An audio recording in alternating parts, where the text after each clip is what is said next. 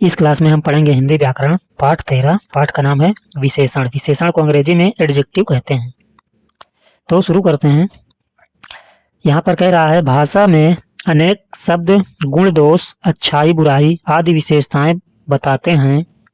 ऐसे शब्द संज्ञा अथवा सर्वनाम की विशेषताएं बताते हैं तथा विशेषण कहलाते हैं। जैसे आया समझ में? कह रहा है कि भाषा में अनेक शब्द होते हैं जो गुण दोष अच्छाई बुराई आदि विशेषताएं बताते हैं। ऐसे शब्द संज्ञा अथवा सर्वनाम विशेषताएं आने वाले को विशेषण कहते हैं या कहलाते हैं। जैसे उदाहरण में मोटी लड़की, यानी ये जो लड़की है इसकी विशेषता क्या है? ये मोटी है। समझ में आया? कह रहा है कि मोटी लड़की, यानी ये लड़की क्या है? मोटी है। तो ये जो मोटी शब्द है यही इस लड़की की विशेषता है, यानी यही शब्द क्या है? विशेषण। यानी विशेषण मतलब जो शब्द किसी व्यक्ति या वस्तु या कोई भी चीज की विशेषता बताए हुआ क्या कहलाता है? विशेषण। उसी प्रकार अगला उदाहरण है, क्या है यहाँ? ऊंची मीनार, यानी ये जो मीनार है ये क्या है? ऊंची है। तो इसकी विशेषता क्या है? ऊंची। फिर अगला उदाहरण है कुछ फल हैं। यहाँ पे क्या है? कुछ फल, मतलब फल कितने हैं? कुछ है। तो कुछ ये क्या है? एक विशेषण है, यानी विशेषता है। उसी प्रकार यहाँ पर चार लड़की, तो यहाँ पर ये लड़कियों की बात हो रही है। यहाँ पर क्या हो रही है? यहाँ पर इन सभी लड़कियों की बात हो रही है। तो क्या कह रहे हैं? चार लड़की, यानी इनकी विशेषता क्या है? चार। ठीक है। आगे है 1 लीटर दूध, तो यहाँ इस दूध में क्या है? 1 लीटर, यानी यही क्या है? इनकी इसकी विशेषता है। आगे है लाल गुलाब। समझ में आया? तो गुलाब का विशेषता क्या है? यह क्या है? लाल है। तो लाल शब्द क्या है? विशेषता है या विशेषण कह लो। आगे कह रहा है उपयुक्त लिखे रंगीन शब्द संज्ञा शब्दों की विशेषताएं प्रकट कर रहे हैं। प्रकट मतलब बता रहे हैं, इसलिए इन्हें विशेषण कहते हैं। आगे है संज्ञा अथवा सर्वनाम शब्दों की विशेषता प्रकट करने वाले शब्द को विशेषण कहते हैं। आया समझ में? कोई पूछ ले, बताइए विशेषण किसे कहते हैं? तो उत्तर है संज्ञा अथवा सर्वनाम शब्दों की विशेषता प्रकट मतलब बताने वाले शब्दों को विशेषण कहते हैं। अब आगे देखते हैं विशेषण के भेद। तो विशेषण के 4 भेद होते हैं। कोई पूछ ले, बताइए हिंदी में विशेषण कितने प्रकार के होते हैं या हिंदी में विशेषण के कितने भेद होते हैं? तो उत्तर रहेगा हिंदी में विशेषण के 4 भेद होते हैं, या ऐसे बताना है विशेषण के 4 प्रकार होते हैं। तो पहला है गुणवाचक विशेषण, दूसरा है संख्यावाचक विशेषण, तीसरा है परिमाणवाचक विशेषण और चौथा है संकेतवाचक विशेषण। तो नंबर से सभी के बारे में पढ़ते हैं। तो पहला नंबर है गुणवाचक विशेषण। तो प्रश्न पूछे कोई कि गुणवाचक विशेषण किसे कहते हैं या गुणवाचक विशेषण क्या होता है? तो उत्तर रहेगा जो विशेषण शब्द संज्ञा या सर्वनाम के गुण दोष रंग आकार आदि बताते हैं उन्हें गुणवाचक विशेषण कहते हैं। आया समझ में? क्या कह रहा है कि जो विशेषण शब्द संज्ञा या सर्वनाम के गुण दोष रंग आकार आदि बताते हैं उन्हें क्या कहते हैं? उन्हें गुणवाचक विशेषण कहते हैं। जैसे उदाहरण में ये क्या है? नींबू है। तो यहाँ पर क्या बता रहा है? नींबू खट्टा होता है। ठीक है। नींबू कैसा होता है? नींबू खट्टा होता है। तो ये जो खट्टा शब्द है ये नींबू की क्या है? विशेषता है। तो ये क्या कहलाएगा? विशेषण। ठीक है। आगे उदाहरण है अंगूर मीठे हैं। अंगूर कैसे हैं? मीठे हैं। तो ये मीठे शब्द क्या है? ये विशेषता है अंगूर की। अगला नंबर है संख्यावाचक विशेषण। तो प्रश्न पूछे कोई संख्यावाचक विशेषण किसे कहते हैं या संख्यावाचक विशेषण क्या होता है? तो उत्तर है जो विशेषण शब्द किसी संज्ञा या सर्वनाम की संख्या का बोध कराते हैं उन्हें संख्यावाचक विशेषण कहते हैं। आया समझ में? क्या कह रहा है कि जो विशेषण शब्द किसी संज्ञा या सर्वनाम की संख्या का बोध मतलब जानकारी। संख्या मतलब क्या है? 1 है, 2 है, 4 है, 5 है, 10 है, यही संख्या है। तो संख्या का बोध बताते हैं या कराते हैं उन्हें संख्यावाचक विशेषण कहते हैं। जैसे उदाहरण में यहाँ पे 2 शेर। ठीक है। तो यहाँ पर क्या है? संख्यावाचक विशेषण। तो यहाँ पे 2 जो है ये क्या है? इन शेरों की विशेषता है। उसी प्रकार असंख्य तारे, तो ये जो असंख्य शब्द है यही तारों की क्या है? विशेषता है। आगे है संख्या वाचक विशेषण के 2 भेद होते हैं। अब यहाँ पर प्रश्न आ जाए कि संख्या वाचक विशेषण के कितने भेद हैं? तो उत्तर रहेगा संख्यावाचक विशेषण के दो भेद हैं। कौन कौन से हैं? पहला है निश्चित संख्यावाचक विशेषण और दूसरा है अनिश्चित संख्यावाचक विशेषण। निश्चित क्या होता है? निश्चित मतलब जहाँ पे कोई गिनती दिया हो कि यहाँ पे 2 शेर है या 10 शेर हैं, ठीक है, तो ये निश्चित संख्या होगा। उसी प्रकार दूसरा है अनिश्चित। अनिश्चित मतलब जहाँ पे गिनती ना दिया हो, यहाँ जहाँ पे कुछ शब्द जैसे कुछ तारे हैं या कुछ मिठाइयाँ हैं। उसी प्रकार देखते हैं इन दोनों के बारे में। तो पहला है निश्चित संख्यावाचक विशेषण किसे कहते हैं या क्या होता है? तो उत्तर रहेगा जो विशेषण शब्द किसी निश्चित संख्या को प्रकट करते हैं उन्हें निश्चित व संख्यावाचक विशेषण कहते हैं। है समझ में? क्या कह रहा है कि जो विशेषण शब्द किसी निश्चित संख्या को प्रकट या बताते हैं उन्हें निश्चित संख्यावाचक विशेषण कहते हैं। जैसे यहाँ पे दिया है 1 रुपये, तो 1 रुपये क्या है? निश्चित है कि हाँ 1 रुपये है। उसी प्रकार दूसरा उदाहरण है 4 फूल, ठीक है, यहाँ पर भी निश्चित है कि 4 फूल है। देखिए 4 फूल हैं। आगे है अनिश्चित संख्यावाचक विशेषण क्या होता है या किसे कहते हैं? तो उत्तर रहेगा जो विशेषण शब्द किसी अनिश्चित संख्या को प्रकट करते हैं या बताते हैं उन्हें अनिश्चित संख्यावाचक विशेषण कहते हैं।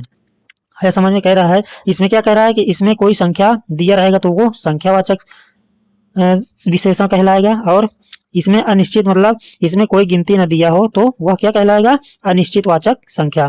तो इसका उदाहरण देखते हैं। यहाँ पे जैसे देखते हैं कुछ बच्चे मतलब कुछ भी यानी संख्या नहीं बताया गया, तो यहाँ पर क्या है? अनिश्चित है। अनिश्चित में 10 भी हो सकते हैं बच्चे, 15 भी हो सकते हैं, 20 भी हो सकते हैं। तो यहाँ पर गिनती ना देकर कुछ मतलब कोई भी संख्या हो सकती है, तो यहाँ पे अनिश्चित संख्यावाचक विशेषण है। उसी प्रकार यहाँ पे बहुत से वृक्ष हैं, तो यहाँ पे भी क्या है? अनिश्चित है, अनिश्चित शब्द है। तो ये जो बहुत है ये क्या है? बहुत शब्द अनिश्चित संख्यावाचक विशेषण है। तीसरा नंबर पर है परिमाणवाचक विशेषण किसे कहते हैं, यह क्या होता है? तो उत्तर है जो विशेषण शब्द संज्ञा अथवा सर्वनाम की नाप तौल संबंधी विशेषताएं प्रकट करते हैं उन्हें परिमाणवाचक विशेषण कहते हैं। क्या कह रहा है? कह रहा है जो शब्द या जो विशेषण शब्द संज्ञा अथवा सर्वनाम की नाप तौल मतलब नापना या तौल कर बताना विशेषताएं बताते हैं उन्हें परिमाणवाचक विशेषण कहते हैं। उदाहरण में देखते हैं जैसे 2 लीटर तेल, तो यहाँ पे देखिए यहाँ पे नाप कर बता रहा है कि 2 लीटर क्या है? तेल है। तो ये जो 2 लीटर शब्द है ये क्या है? परिमाणवाचक विशेषण है। उसी प्रकार आगे है 5 किलो लड्डू, यहाँ पर 5 किलो यानी तौल कर बता रहा है कि लड्डू कितना है? 5 किलो है। तो ये जो 5 किलो है शब्द यही परिमाणवाचक विशेषण है। अगला उदाहरण है 3 मीटर कपड़ा, तो यहाँ पर देखो 3 मीटर क्या है? परिमाणवाचक विशेषण है। उसी प्रकार बहुत सारे चीज हो सकते हैं जैसे 5 लीटर तेल या 5 किलो चीनी, 15 किलो चीनी, ऐसे ही जो नाप या तौल कर बताया जाए उसे परिमाणवाचक विशेषण कहते हैं। अगला है संकेतवाचक विशेषण क्या होता है या किसे कहते हैं? तो जानते हैं जो सर्वनाम विशेषण की तरह किसी संज्ञा से पहले आकर उनकी विशेषता प्रकट करते हैं उन्हें संकेतवाचक विशेषण या सर्वनामिक विशेषण कहते हैं। देखिए यहाँ पे संकेतवाचक विशेषण को और क्या नाम से जानते हैं? सार्वनामिक विशेषण के नाम से, ठीक है। कोई पूछ ले बताइए, ऐसे पूछ सकता है कि संकेतवाचक विशेषण क्या होता है, या ऐसे प्रश्न पूछ ले सार्वनामिक विशेषण क्या होता है, तो दोनों उत्तर एक ही रहेगा।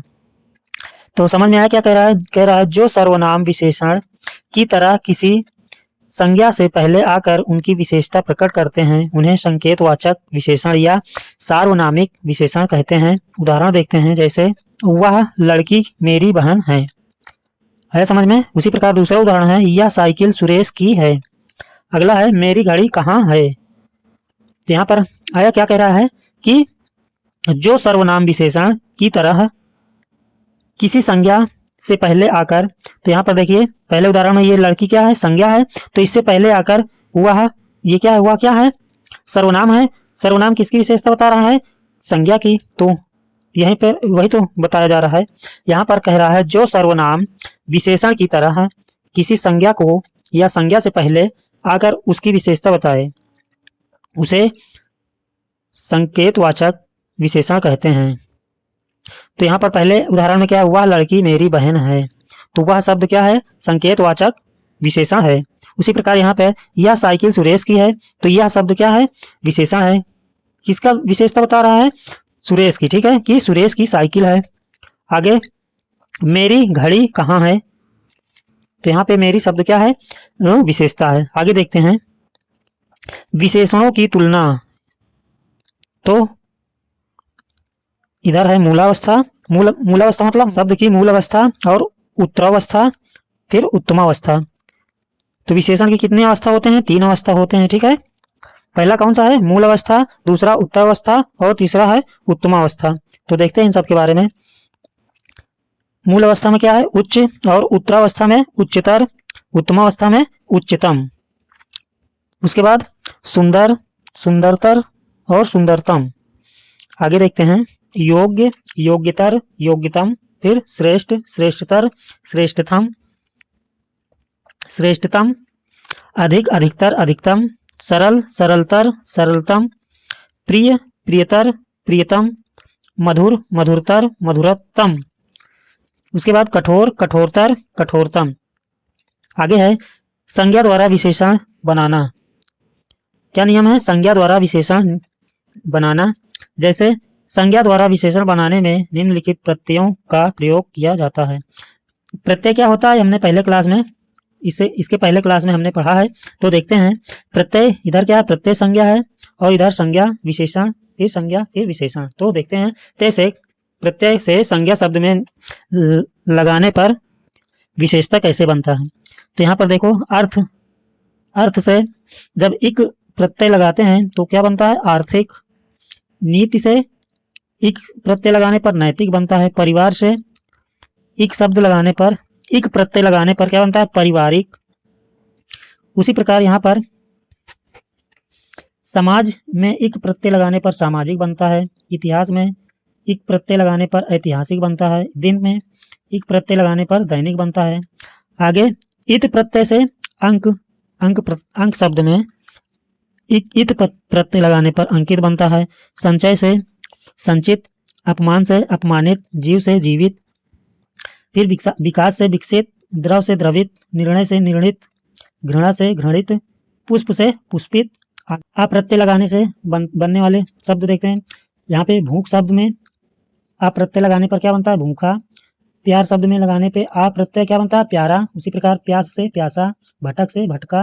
फिर आगे है ई प्रत्यय। रोग शब्द में ई प्रत्यय लगाने पर क्या बनता है, रोगी। फिर योग से योगी, दुख से दुखी, बंगाल से बंगाली, लोभ से लोभी। उसी प्रकार भोग से भोगी, सुख से सुखी, जापान से जापानी, चीन से चीनी, धन से धनी।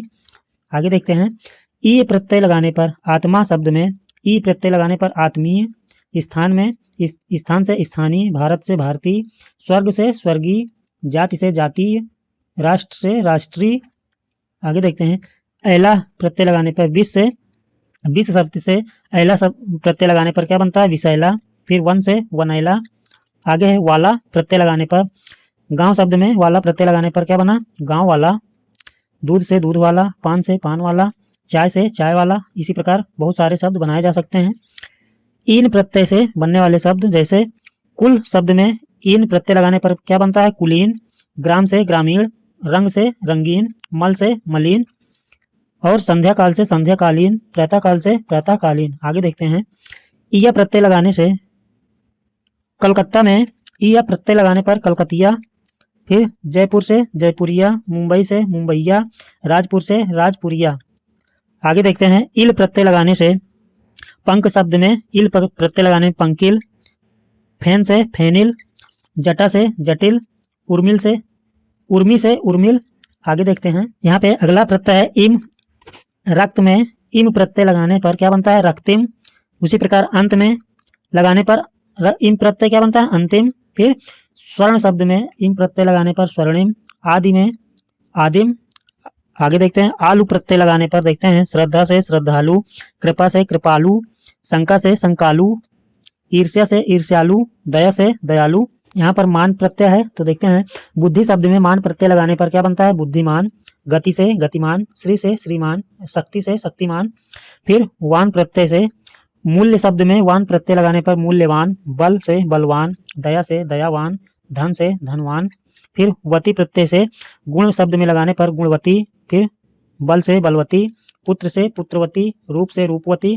आगे है एरा प्रत्यय। एरा प्रत्यय में एरा प्रत्यय से चाचा शब्द में लगाने पर क्या बनता है? चचेरा। सांप से सपेरा, मामा से ममेरा, फूफा से फुफेरा। आगे है ईला प्रत्यय। ईला प्रत्यय से देखते हैं चमक शब्द में ईला प्रत्यय लगाने पर चमकीला, गर्व से गर्वीला, भड़क से भड़कीला, रंग से रंगीला आदि शब्द बनाए जाते हैं। आगे देखते हैं, आगे है दूसरा नंबर सर्वनामों से विशेषण बनाना। तो देखते हैं कैसे बनता है। इधर है सर्वनाम, इधर है विशेषण। तो जो शब्द से बनता है जैसा, यह से ऐसा, कौन से कैसा, वह से वैसा, मैं से मेरा, तुम से तुम्हारा। आगे है तीसरा क्रिया से विशेषण बनाना। जैसे इधर क्रिया इधर विशेषण। तो पथ, पथ से क्या बनता है? पतित, पठ से पठित, बेचना से बिकाऊ, पालना से पालने वाला, खाना से खाऊं, वंद से वंदनीय। अगला है अव्यय से विशेषण बनाना। भीतर से भीतरी, ऊपर से ऊपरी, पीछे से पिछला, बाहर से बाहरी, आगे से अगला, नीचे से निचला। आगे है विशेषणों के लिंग और वचन संबंधी नियम। देखते हैं। पहला नियम है अकारांत अंत वाले विशेषणों में लिंग, वचन और कारक में कोई परिवर्तन नहीं होता। जैसे क्या कह रहा है? कह रहा है अकारांत के अंत वाले विशेषणों में लिंग, वचन और कारक में कोई परिवर्तन नहीं होता। जैसे चंचल लड़का, चंचल लड़की, चंचल लड़के, चंचल लड़कियां। आगे है दुर्बल बच्चा, दुर्बल बच्चे, दुर्बल महिलाएं, दुर्बल समाज आदि। दूसरा नियम है अकारांत अंत वाले विशेषणों में लिंग, वचन, कारक उसके विशेष के अनुसार परिवर्तित होता है। जैसे पीला कपड़ा, पीले कपड़े, पीली चादर। आए समझ में? यहाँ पर क्या बनता है? ये रंग शब्द का परिवर्तन होता है। तो देखो पीला कपड़ा, फिर पीला से पीले कपड़े हो गया, फिर पीले से पीली चादर। उसी प्रकार आगे है कच्चा आम, कच्चे पपीते, कच्ची सब्जियां आदि। अगला नियम है ईकारांत तथा उकारांत विशेषणों के लिंग, वचन और कारकों में भी कोई परिवर्तन नहीं होता। जैसे विदेशी वस्त्र, विदेशी चीजें, विदेशी पुरुष, विदेशी समाज आदि। और है दयालु पुरुष, दयालु स्त्रियां, दयालु मनुष्य आदि। अगला नियम है सार्वनामिक विशेषणों में ये सर्वनामों की तरह परिवर्तित होते हैं। जैसे यह लड़का, ये लड़के, इन लड़कों ने, इस लड़के ने आदि। आगे है वह लड़की, वे लड़कियां, उन लड़कियों ने, उस लड़की ने आदि। अगला नियम है जब संज्ञा का लोप हो जाता है, लोप मतलब वहां से हटा दिया जाता है यानी गायब हो जाता है, और विशेषण का ही संज्ञा की तरह प्रयोग होता है तो उसके भी संज्ञा की तरह रूप चलते हैं। जैसे आया समझ में? क्या कह रहा है? जब संज्ञा का लोप हो जाता है, लोप मतलब गायब हो जाता है, तो विशेषण का ही संज्ञा की तरह प्रयोग होता है, उसके भी संज्ञा की तरह रूप चलते हैं। जैसे भक्तों पर भगवान स्नेह करते हैं, यहाँ पे विद्वानों का सर्वत्र सम्मान होता है। आया समझ में? क्या कह रहा है कि भक्तों पर भगवान स्नेह करते हैं। आगे है यहाँ भक्तों और विद्वानों शब्द संज्ञा माने जाएंगे। अगला नियम है कभी कभी कुछ शब्द विशेषणों की भी विशेषता बताते हैं। जैसे वह बहुत मोटा है, रमा अत्यधिक सुंदर है। यहाँ पर देखिए मोटा क्या है? विशेषण है, और बहुत शब्द जो क्या है? विशेषण की विशेषता बता रहा है। यहाँ पर भी सुंदर क्या है? सुंदर शब्द क्या है? रमा की क्या विशेषता बता रहा है, यानी विशेषण शब्द है, और सुंदर की विशेषता क्या बता रहा है? अत्यधिक, यानी अत्यधिक सुंदर है।